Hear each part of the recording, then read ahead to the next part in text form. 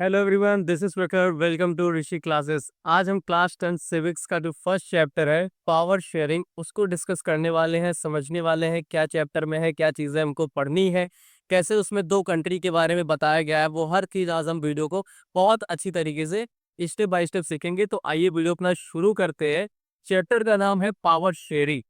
Power sharing आप समझ रहे हैं। पावर शेयरिंग का इसमें दो कैसे दो कंट्री का जो है बताया गया, स्टोरी बताया गया कि उसमें कैसे पावर शेयरिंग के जरिए एक में क्या होता है कि जो है बहुत ही प्यार मोहब्बत से चीजें सुलझ जाती हैं, और दूसरी कंट्री में क्या होता है कि सिविल वॉर जैसी सिचुएशन आ जाती है। ठीक है, तो इस चीज को हम समझते हैं चैप्टर के माध्यम से। अपना चैप्टर क्या है? Power sharing. तो क्या क्या चीजें हमको पढ़नी है इस चैप्टर में, पहले ये देख लेते हैं कि ठीक है। देखिए, इसमें दो दो स्टोरी हमको पढ़ना है। कौन कौन सी स्टोरी? एक बेल्जियम है और एक श्रीलंका। बेल्जियम और श्रीलंका की स्टोरी पढ़नी है।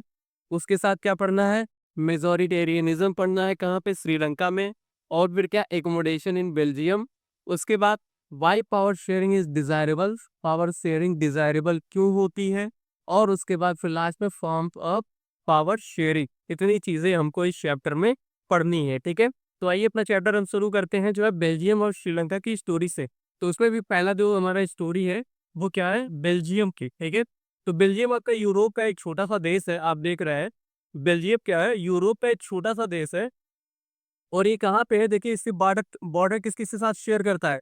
फ्रांस के साथ, नीदरलैंड्स में साथ, और फिर लग्जमबर्ग और जर्मनी। ठीक है, मतलब आपका इधर से फ्रांस है, जर्मनी है, लग्जमबर्ग है, और फिर आपका एक नीदरलैंड है। ठीक है, यहाँ बीच में आपका कौन सा है? बेल्जियम है।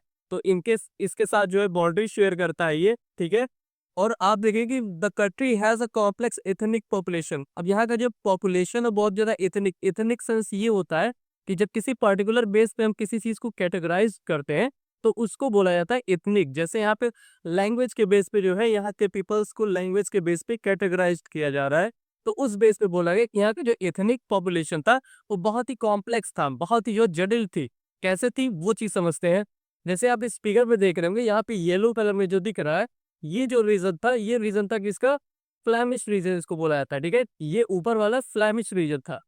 कौन सा? Flemish region. और ये नीचे आप देख रहे हो जो रेड कलर में है ये बेलोनिया रीजन था। ठीक है, ये कौन सा रीजन? बेलोनिया। ये बेलोनिया रीजन था। अब फ्लैमिश रीजन ने क्या था कि यहाँ पे जो है 59% जो लोग थे वो जो है क्या बोलते थे? डच स्पीकर थे। ठीक है, मतलब डच लैंग्वेज वो बोलते थे।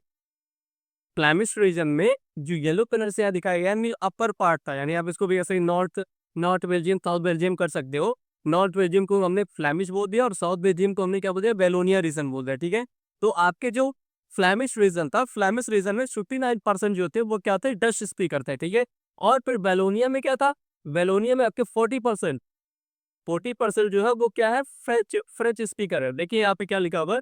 आउट ऑफ द कंट्री, मतलब पूरे कंट्री में क्या था? जो टोटल पॉपुलेशन थी, जो टोटल पॉपुलेशन था उसका 59% जो लोग थे वो फ्लैमिश रीजन में थे, और वो स्पीक थे डच, मतलब डच बोलते थे वो।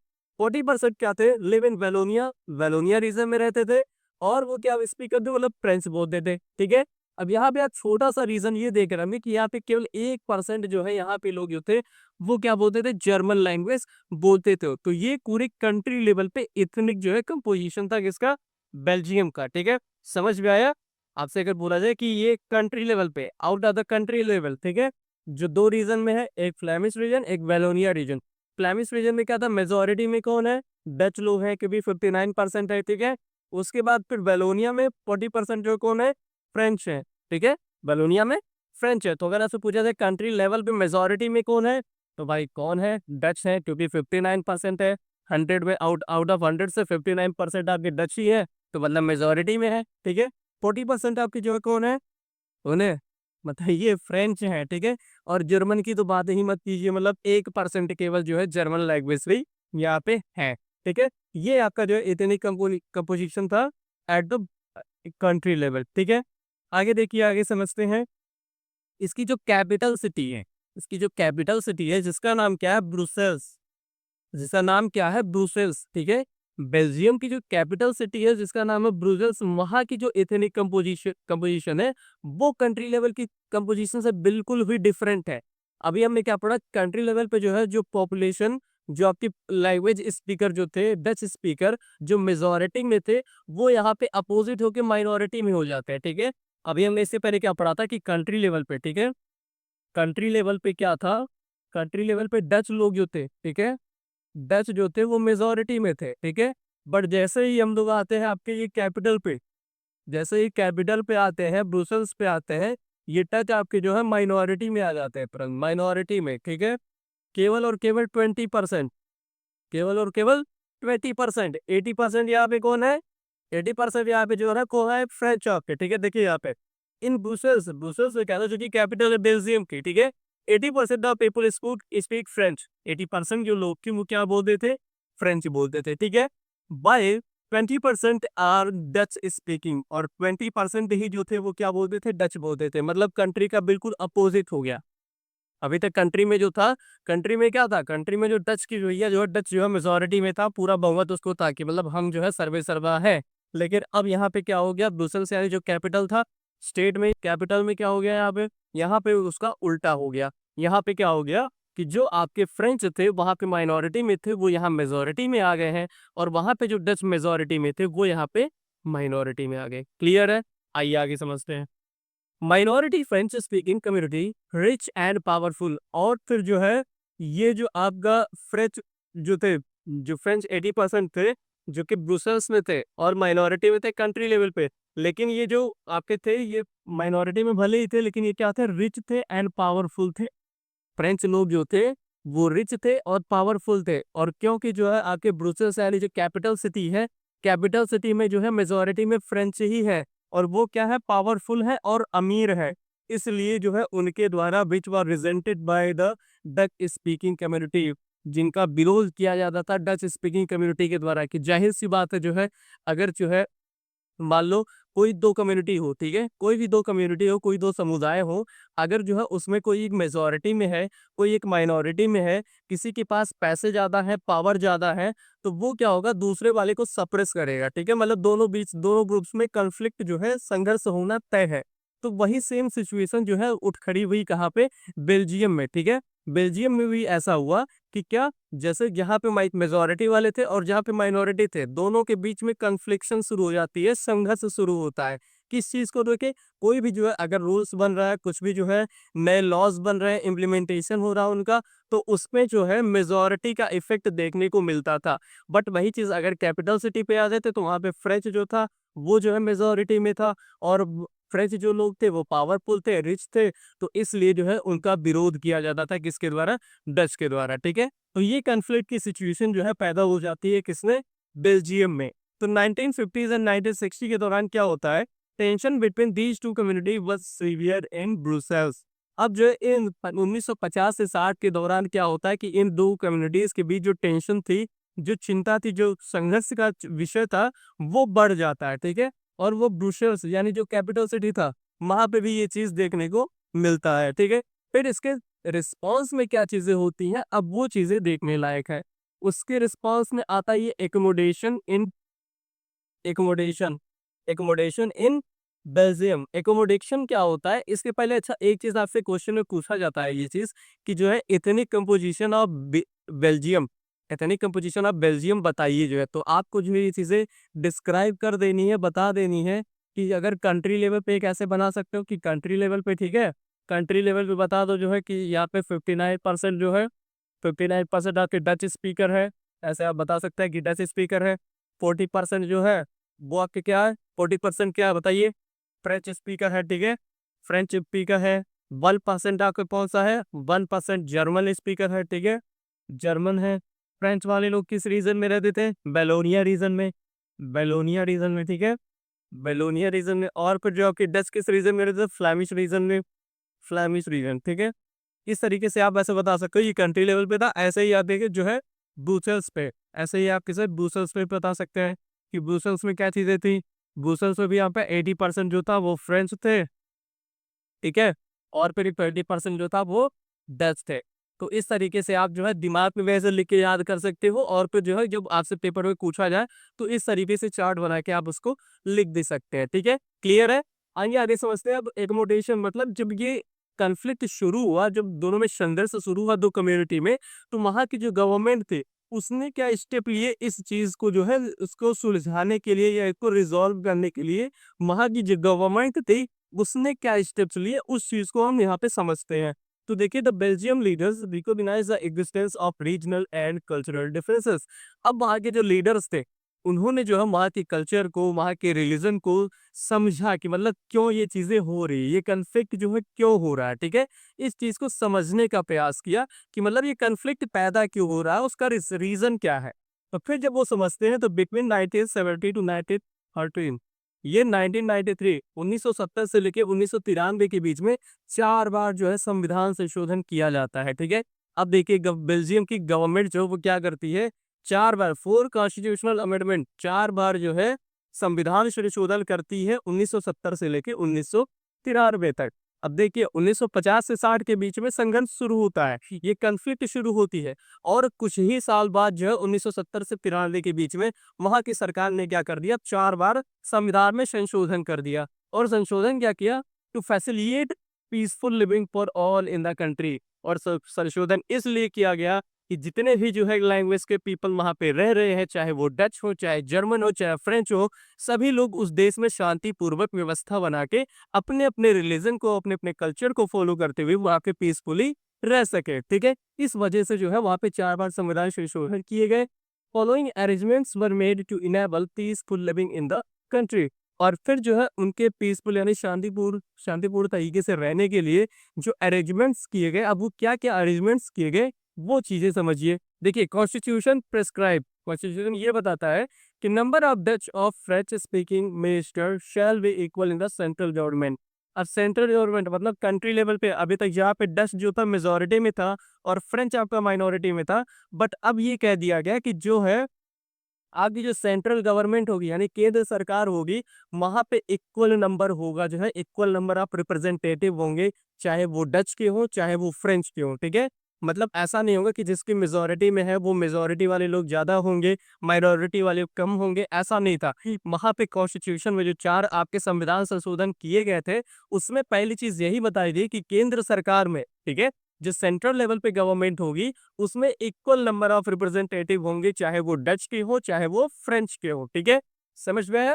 दूसरा क्या बोला गया, subordination of the state government, many powers of the central government have been given the state government of the two regions of the country. अब जो 2 रीजन्स थे कंट्री में, यानी एक फ्लैमिश रीजन था, एक मेलोनिया रीजन था, ठीक है?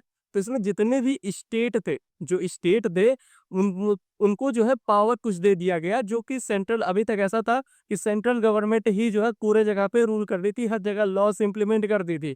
बट अब क्या कर दिया गया कि अलग-अलग स्टेट को जो है अपनी अलग पावर दे दी गई और वो जो है अब सबऑर्डिनेट नहीं रहे, मतलब सबऑर्डिनेशन के रूप में नहीं रहेंगे, मतलब वो फ्रीली मतलब फ्री रूप से, पूर्णतः स्वतंत्र रूप से जो है वो अब अपना जो है कानून लॉज बना सकते हैं, उसको इम्प्लीमेंट कर सकते हैं, ठीक है? तो वही चीज़ ये कह रहा है कि देखिए मेनी पावर्स, कई सारे पावर्स जो है सेंट्रल गवर्नमेंट से छीन के जो है वो किसको दे दिए गए, स्टेट गवर्नमेंट को। और जो कि 2 रीजन्स ऑफ द कंट्री, जो उस दोनों रीजन में रह दो आपके स्टेट थे, उनको जो है कई सारे पावर्स दे दिए गए, ठीक है? और मेन चीज ये था कि सबऑर्डिनेशन ऑफ स्टेट गवर्नमेंट अब ये हट चुका था, मतलब सेंटर के सबऑर्डिनेट में अब स्टेट गवर्नमेंट नहीं थे। दूसरी महत्वपूर्ण चीज ये थी, ठीक है? एकोमोडेशन ऑफ बेल्जियम में आप ये चीज बताएंगे कि पहली चीज क्या बताएंगे कि जो है कंट्री लेवल पे जो है इक्वल नंबर ऑफ रिप्रेजेंटेटिव जो है बनाया गया, कि मतलब जितने डच के रहेंगे उतने ही जो आपके फ्रेंच पे होंगे, ठीक है? और दूसरा ये बोला गया कि सबऑर्डिनेशन ऑफ जो स्टेट गवर्नमेंट था उसको कोई तरीके से हटा दिया गया था और सेंट्रल गवर्नमेंट से पावर लेके जो है कुछ वो शेयर कर दी गई थी, किसको, स्टेट गवर्नमेंट को, ठीक है? क्लियर है? आगे समझिए आगे क्या है और क्या हुआ था। और देखिए सेपरेट गवर्नमेंट इन ब्रुसेल्स। अब जो है ये तो कंट्री लेवल पे उतना हुआ था, अब जो है ब्रुसेल्स में भी समस्या थी, क्योंकि कैपिटल सिटी थी तो जाहिर सी बात है वहां पे भी जो चीजें कन्फ्लिक्ट हो रही थी उसको भी रिजॉल्व करना था। तो उसके लिए क्या किया गया, देखिए सेपरेट गवर्नमेंट इन ब्रुसेल्स। अब ब्रुसेल्स क्योंकि जो वहाँ पे स्टेट ही नहीं है एक, ठीक है, ब्रुसेल्स स्टेट ही है, तो उसके लिए एक अलग स्टेट गवर्नमेंट बना, ठीक है, स्टेट गवर्नमेंट बना, where both the communities have equal representation. और वहां पे भी यही चीज सेम हुई कि जो है जितने भी इक्वल रिप्रेजेंटेशन होंगे, चाहे भले ही 80% वहां पे फ्रेंच लोग थे, 20% भले ही डच थे, बट जो आपका स्टेट लेजिस्लेटिव होगा, जो स्टेट गवर्नमेंट बनेगा, उसमें जो है इक्वल नंबर ऑफ रिप्रेजेंटेटिव रहेंगे। ठीक है, मतलब बराबर के प्रतिनिधि जितने आपके फ्रेंच से आएंगे उतने ही आपके डच से भी रहेंगे। ठीक है, और फिर एक और इम्पॉर्टेंट चीज इसमें की गई जो है कम्युनिटी गवर्नमेंट। ठीक है, एक इम्पॉर्टेंट चीज ये ऐड की गई कि community government elected by belonging to one language community. अब जो जिस लैंग्वेज से बिलोंग करता था उस वो जो है उसको इलेक्ट करता था, वो उसको चुनाव करता था। ठीक है, जैसे डच लोग पे, तो वो डच कम्युनिटी के जो है डच कम्युनिटी गवर्नमेंट को डच लोग जो है बनाएंगे। उसके बाद फिर जर्मन के लिए भी, और इसमें ये भी बोला गया है German speaking no matter where they live. केवल 1% थे जर्मन। ठीक है, कितने परसेंट? केवल 1%, मामूली सा था, तुच्छ सा था, बट उसको भी जो है प्रॉपर वो दिया गया कि आप भी जो है कम्युनिटी गवर्नमेंट बना रही है, और अपने रिलीजन को, अपने कल्चर को सपोर्ट करने के लिए उसको जो है जो भी आप जो है करना चाहते हैं उसके लिए आप बिल्कुल फ्री हैं, बिल्कुल स्वतंत्र है। ठीक है, तो इतना रिस्पॉन्सिबल जो है गवर्नमेंट जो है ये कम्युनिटी गवर्नमेंट के रूप में यहाँ पे काम करता हुआ नजर आया। ठीक है, और ये चीज इसमें ये था कि मतलब जो कम्युनिटी का जो होगा उसका वो इलेक्शन करेगा। ठीक है, तो कम्युनिटी गवर्नमेंट इसमें इंपॉर्टेंट था। उसके बाद the Belgian model worked well and help in avoiding civil wars between two major communities and division of the country on the linguistic basis। और ये हुआ जिस तरीके से यहाँ की सरकार ने जो है जो कदम उठाए, जिस तरीके से इसने जो है पावर शेयर कर दिया। अभी तक जो पावर सेंटर के हाथ में ही था, उसने उस चीज को शेयर कर दिया। क्यों? क्योंकि जैसे स्टेट गवर्नमेंट को बना दी कि आप लोग अपने अपने तरीके से देख लीजिए, कम्युनिटी गवर्नमेंट बना दिया आप लोग अपने अपने तरीके से देख लिए, तो पावर जो है शेयर कर दिया। उससे क्या हुआ कि जो है अवॉइड सिविल स्ट्राइक, मतलब वहां पे सिविल स्ट्राइक नहीं हुआ, जो है वहां पे सिविल वॉर जैसे सिचुएशन नहीं आई। लोग आपस में पीसफुली जो है समझौता करके आपस में पीसफुली वहां पे रहना शुरू कर दिए। ठीक है, तो ये स्टोरी थी किसकी? आपकी बेल्जियम की। दूसरी स्टोरी आपकी इस बुक में दी गई है जो कि किसकी है वो, ये चीज आप देखिए एकोमोडेशन ये दिया हुआ है, क्या क्या चीजें हुई थी, आप इसको भी समझ सकते हैं। यहाँ पे बिटवीन 1970 से लेकर 93 के बीच में 4 कॉन्स्टिट्यूशन अमेंडमेंट किए गए। ठीक है, उसमें क्या किया गया, एक सेंट्रल गवर्नमेंट में क्या किया गया, number of Dutch and French speaking ministers equal, मतलब डच और फ्रेंच के इक्वल नंबर रहेंगे। Special loss require support of both communities. कोई भी लॉस बनेगा, कोई भी कानून बनेगा तो उसमें दोनों कम्युनिटीज के लोगों की जो है सहमति होनी चाहिए। ठीक है, उसके बाद for the capital city Brussels के लिए क्या हुआ, a separate government in which both the communities have equal representation. एक अलग से जो है गवर्नमेंट बनाएगी जिसको स्टेट गवर्नमेंट बोला गया, और उसमें भी ये हुआ कि इक्वल नंबर ऑफ रिप्रेजेंटेटिव होने चाहिए। ठीक है, उसके बाद द कम्युनिटी गवर्नमेंट, एक तीसरा जो है बनाया गया इसमें कम्युनिटी गवर्नमेंट। अच्छा, ये भी क्वेश्चन से पूछा जाता है कि कम्युनिटी गवर्नमेंट का काम क्या होता था। ठीक है, तो मेन चीज, मेन वर्क का वही होता था कि जो जिस कम्युनिटी का जो गवर्नमेंट है, ठीक है, वो अपनी कम्युनिटी को, उसका जो कल्चर है, जो उसका रिलीजन है, जो भी प्रैक्टिस वो करता है, उस चीज को वो आगे और बढ़ावा दी। ठीक है, तो ये उसका बेसिक से काम होता है। और उसके बाद तो स्टेट गवर्नमेंट तो है ही ये ब्रुसेल्स के लिए। ठीक है, तो ये इतनी चीजें एकोमोडेशन के लिए की गई थी। आगे देखिए, आगे कौन सा जो है श्रीलंका के बारे में है। श्रीलंका अपना पड़ोसी देश है, आप लोगों को पता होगा, ज्योग्राफी क्लास 9 में आपने पढ़ा होगा। तो पड़ोसी देश है, इसकी क्या केस है, इसकी क्या कहानी है, ये समझते हैं। An island nation on the southern coast of the Tamil Nadu and as a diverse population.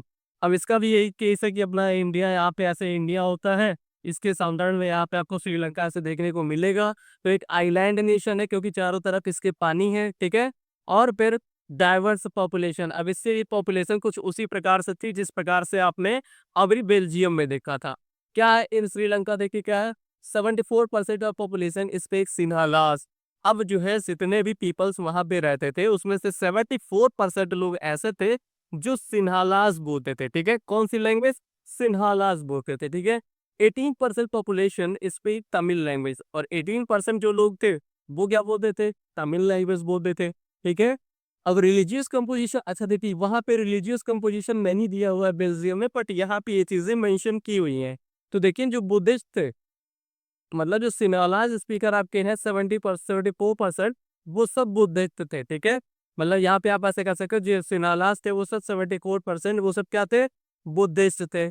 और Hindu and Muslim Tamil speaker, और जो 18% आपके तमिल स्पीकर थे उसमें दोनों जो है कम्युनिटी के लोग थे, दोनों रिलीजन के लोग थे, हिंदू भी थे उसमें और मुस्लिम भी थे, ठीक है। आपके पास जो क्रिश्चियंस थे 7% who are both Tamil and Sinhalas, और जो 7% लोग ऐसे थे जो सिन्हालास भी बोलते थे और तमिल भी बोलते थे, और वो जो उनका रिलीजन था, उनका रिलीजन क्या था, क्रिश्चियन था, ठीक है। आपको समझ में आया? आइए इस चीज को और बेहतर तरीके से समझते हैं। यहाँ पे देखिए यार ये चीज, इस चीज को समझते हैं। जो श्रीलंका में कंट्री में देखिए क्या हुआ, सिन्हालास स्पीकर कितने थे, 74%। तमिल स्पीकर कितने हैं, 18%। क्लियर है? सिन्हालास जो है 74% है, तमिल स्पीकर 18% है। अब 18% में भी जो 13% जो है वो श्रीलंकन तमिल है, ठीक है। 18% में भी 13% जो श्रीलंकन तमिल है, और 5% जो है वो इंडियन तमिल्स है। इंडियन तमिल्स मतलब जिनके फोर फादर्स कभी जो है इंडिया से बिलोंग करते हुए वो आ गए थे यहाँ पे श्रीलंका में, ठीक है। इनके फादर फोर फादर जो है वो इंडिया से बिलोंग करते थे। तो 5% लोग ऐसे तमिलियन थे और 30% श्रीलंका से ही बिलोंग करते थे। और इनका रिलीजन क्या था, ये हिंदू और मुस्लिम दोनों थे, ठीक है। उसके बाद 74% जो थे वो रिलीजन भी क्या था, बुद्धिस्ट थे ये, ठीक है। और फिर 7% जो क्रिश्चियंस थे, बोथ सिनालास एंड तमिल, ये दोनों सिनालास और तमिल थे। ये इथनिक कंपोजिशन था किसका, श्रीलंका का। आपसे अगर पूछा जाए श्रीलंका का इथनिक कंपोजिशन क्या था, तो इस मॉडल को आप अच्छे से दिमाग में रखिएगा, इसको एक बार लिख लीजिएगा। स्क्रीनशॉट चाहिए तो स्क्रीनशॉट ले लीजिए, ताकि ये चीजें आपके दिमाग में बैठ जाए, ठीक है। अब यही चीज आगे यहाँ पे भी मेंशन किया हुआ है, यही चीज है, ठीक है। यही चीजें श्रीलंकन तमिल 30% जो थे वो तमिल नेटिव के थे, और इंडियन तमिल सोर्स forefathers came from India, ठीक है। तो ये यहाँ पे इसका ये तरीका पोजीशन था। अब जो है यहाँ पे क्या होता है, मेजोरिटेरियनिज्म। अब मेजोरिटेरियनिज्म की वजह से क्या होता है यहाँ पे, ये चीजें हमको समझनी है। तो आइए इस चीज को यहाँ पे समझते हैं। पहले मेजोरिटेरियनिज्म होता क्या है, इसको हम समझते हैं। तो देखिए, a belief that the majority community should be able to rule a country in whichever way it wants by disregarding the wishes and needs of the minority। Majoritarianism ये मतलब यही होता है कि जो मेजोरिटी में है, जो लोग मेजोरिटी में है, वो अपना कोई भी अपने फेवर के लिए, मतलब उनके फेवर में जो रूल हो, जो लॉज हो, उसका वो इम्प्लीमेंटेशन करते हैं, और जो माइनॉरिटीज है उसके विशेष को जो है वहां पे सप्रेस किया जाता है, दबा दिया जाता है, ठीक है। इसकी यही कंसेप्ट है मेजोरिटेरिज्म का। तो इन 1956 में एक एक्ट जो है रिकॉग्नाइज होता है, एक एक्ट पास किया जाता है श्रीलंका की गवर्नमेंट के द्वारा, और उसमें सिन्हाला जो कि मेजोरिटी में थे, 74% था, ठीक है, as the only official language of Sri Lanka, Sri Lanka का ऑफिशियल लैंग्वेज इसको डिक्लेयर कर दिया जाता है। Leaders of Sinhalas community adopted series of majoritarian measures और to establish Sinhala supremacy and followed majoritarianism. और वहाँ के जो लीडर्स थे, ठीक है, जो लीडर्स थे वो भी 74% से ही बिलोंग करते थे, मतलब सिन्हालास स्पीकर थे। तो वो क्या करते थे, कोई भी लॉज इंप्लीमेंट करते थे, कोई भी कानून बनाते थे, तो वो उस फेवर में रखते हुए, मतलब कि जिसमें सुपरमेसी दिखाई जाए, किसकी, सुपरमेसी दिखाई जाए सिन्हालास लोगों की, और सप्रेस किया जाता था किसको, जो तमिलियंस थे वहां पे, ठीक है। तो इस तरीके का रूल वहां पे बनाया जाता था। Sinhalese were given preference treatment. कहीं पे भी अगर आप जॉब ढूंढने जाइए, कहीं पे भी आप हॉस्पिटल में जाइए, तो वहां पे सिन्हालास को ओवर प्रेफरेंस मिलता था, ठीक है। मतलब आप सिन्हालास है तो आपको जो है तमिलियंस के कंपैरिजन में ज्यादा प्रेफरेंस दिया जाएगा। तो ये जो है यहाँ पे होता था, इस तरीके से मेजोरिटिज्म हो रहा था। Tamil speakers felt that the constitution and government policies denied them equal political rights and discriminated against them in getting jobs। अब वहाँ के जो तमिल स्पीकर्स थे उनको ये बिलीव हो रहा था, उनको ऐसा लग रहा था कि जो यहाँ के सिन्हालास लीडर है वो हमारे साथ जो भेदभाव कर रहे हैं, डिस्क्रिमिनेशन कर रहे हैं, ठीक है, डिस्क्रिमिनेट कर रहे हैं हमको। किसी भी कहीं अगर आप जॉब लेने जा रहे हैं, कहीं आप हॉस्पिटल में जा रहे हैं, कहीं पे भी आप जा रहे हैं, तो वहाँ पे क्या हो रहा है, आपको इक्वल अपॉर्चुनिटी नहीं मिल रही थी, ठीक है। ये चीजें जो है फील करने को तमिल लोग वहाँ पे। तो फिर क्या होता है, Tamil launch parties and struggle for embracing Tamil as an official language. तो फिर वहाँ पे जो तमिलियंस थे वो भी जो छोटी मोटी पार्टियां बनाते हैं, और वो इस चीज को प्रयास करता है कि अब जो है तमिल को हम ऑफिशियल लैंग्वेज जो है घोषित करवा के रहेंगे, ठीक है।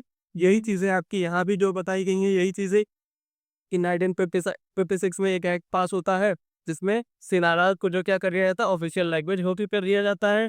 उसके बाद new constitution stipulated the state shall protected and faster Buddhism. और फिर उसमें एक ये भी चीज बोला था कि बुद्धिज्म को जो है वो फास्टर करते हैं, ठीक है, फोस्टर एंड प्रोटेक्ट करते हैं बुद्धिज्म, क्योंकि जो हमने बताया 74% जो सिनालास थे वो सब बुद्धिस्ट थे। तो बुद्धिज्म को बढ़ावा देने के लिए जो चीजें होती थी वो गवर्नमेंट के द्वारा की जाती थी, ठीक है। और क्या किया गया, सिनालास को ऑफिशियल लैंग्वेज कर दिया गया, ठीक है। और सिनालास एप्लीकेंट्स वर फेवर्ड बाय यूनिवर्सिटीज में या फिर जो कहीं भी जॉब के लिए आप जाते हैं तो सिनालास जो आपके सिनालास जो एप्लीकेंट्स सिनालास जो लोग जो थे उनको फेवर दी जाती थी। तो ये सब चीजें कुछ हो रही थी मेजोरिटेरिज्म की तहत। तो इससे जो तमिल लोग थे उनके अंदर जो है क्रोध शुरू होता है। फिर देखिए वो क्या करते हैं, ठीक है। फिर जो क्या होता है ये देखिए, हाँ। फिर जो है तमिल लोग जो थे बाई 1980 बाई 1980 में क्या होता है, एक चीज ये भी था इसमें जो है कि जो श्रीलंका के जो तमिल लोग थे वो जो है डिमांड करते हैं एक अलग स्टेट की, ठीक है। जो सिनालाज लोग थे उससे जो अलग स्टेट की डिमांड करते हैं कि जो है अगर आप हमारे जो है इक्वल हमको राइट्स नहीं दे पा रहे हैं तो हमारे लिए एक नॉर्थ ईस्ट साइड में एक अलग सा जो है कंट्री या फिर अलग सा स्टेट बना दीजिए, ठीक है। तो इस चीज को लेके भी वो लोग क्या होता है, जो सिनालाज लोग थे वो एग्री नहीं करते हैं। उसके बाद फिर वो बोलते हैं कि तमिल को भी जो इक्वल अपॉर्चुनिटी मिल जाए, तमिलियंस जितने भी हैं उनको इक्वल अपॉर्चुनिटी दी जाए। इस चीज को भी तमिल सब वो जो सिनालाज स्पीकर थे, जो सिनालाज लीडर थे, वो डिनाई कर देते हैं, न मानने को स्वीकार नहीं करते हैं। उसके बाद फिर क्या होता है, जो तमिलियंस थे वो बोलते हैं कि तमिल को ऑफिशियल लैंग्वेज घोषित किया जाए, डिक्लेयर किया जाए। इस चीज को भी लेके डिनाई कर देते हैं। तो भैया जब हर तरीके से डिनाई ही हो रहा है तो फिर उसका रिजल्ट क्या होना है, रिजल्ट उसका यही होना है जो आप यहाँ फिगर में देख रहे हैं। So by 1980, several political organizations formed demanding Tamil alum. Distrust between the community grew and ultimately resulted in civil war, which ended in 2009. और उसके बाद क्या होता है कि जो जब हर तरीके से जो जो तमिलियंस की डिमांड थी, जब उसको जो है डिनाई कर दिया जाता है वहाँ के सिनालाज लीडर के द्वारा, तो एक डिस्ट्रस्ट की जो फीलिंग होती है वो तमिलियंस के अंदर आ जाती है। और जिसका रिजल्ट क्या निकलता है कि वहाँ पे जो है सिविल वॉर होता है। और सिविल वॉर में क्या होता है कि कई सारे लोगों को जो है अपनी जान गंवानी पड़ती है और कई सारे लोगों को वहां से भी अपना देश छोड़ के, श्रीलंका छोड़ के अपने आसपास के पड़ोसी देशों में जाना पड़ता है, ठीक है। तो अभी इस दोनों स्टोरी में हमने क्या देखा कि बेल्जियम की स्टोरी में क्या था, उसने जो है वहां के एथनिक कंपोजिशन को समझा और जो वहां पे रीजन मतलब जिस वजह से कंफ्लिक्ट हो रहा था उस चीज को समझ के उसने पावर शेयर कर दी, ठीक है। उसने पावर शेयर कर दी जिस वजह से वहां पे पीसफुल एंडिंग हुई। और यहाँ पे वही चीजें श्रीलंका की गवर्नमेंट ने नहीं किया, उन्होंने तमिलियंस की सभी डिमांड्स को डिनाई कर दिया। और उसका रिजल्ट यह हुआ कि जहाँ पे सिविल वॉर हो गया। तो आई होप आपको दोनों जो है स्टोरी ये समझ में आई होगी, श्रीलंका की और फिर जो है बेल्जियम की। इससे आके क्वेश्चन बनता है कि एथनिक कंपोजिशन, पहले ही बनता है कि एथनिक कंपोजिशन बताइए, ठीक है। तो एथनिक कंपोजिशन आपको दोनों का याद रखना है।